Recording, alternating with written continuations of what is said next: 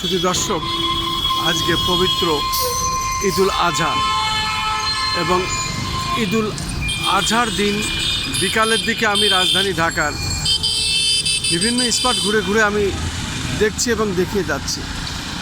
আমার চ্যানেলগুলির পক্ষ থেকে, ইউটিউবের পক্ষ থেকে আমি এই দৃশ্য ধারণ করছি রাজধানী ঢাকার বিভিন্ন স্পট ঘুরে ঘুরে। রাজধানী ঢাকা এখন ফাঁকা। এই ঈদকে সামনে রেখে মানুষ সবাই যার যার এলাকায়।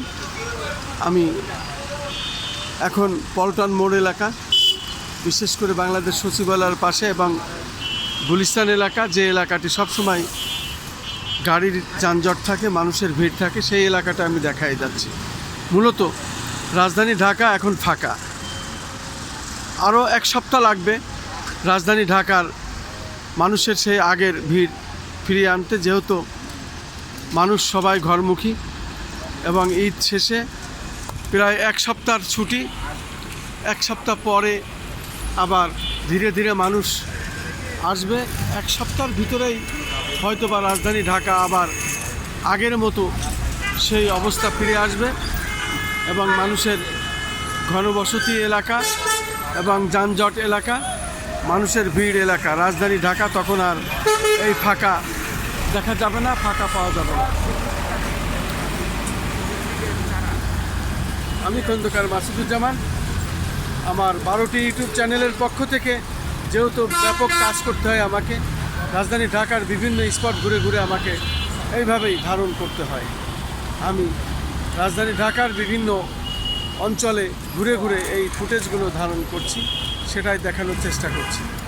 আমাদের আরও 2টি অনলাইন পোর্টাল আছে এবং আমরা বেশ কিছু কাজ করে থাকি। বিভিন্ন সংগঠনের পক্ষে আমি নেতৃত্ব দিই এবং একজন সংগঠক হিসাবে, একজন ইউটিউবার হিসাবে, একজন ফেসবুকার হিসাবে আমার ধারাবাহিকভাবে যে কাজ, সাংবাদিক হিসাবে যে কাজ, সেই দায়িত্ব আমি ধারাবাহিকভাবে পালন করে যাচ্ছি। আজকে প্রায় 36টা বছর এই পেশায় আমি নিয়োজিত আছি, তাই আমার পেশাগত দায়িত্ব আমি পালন করছি।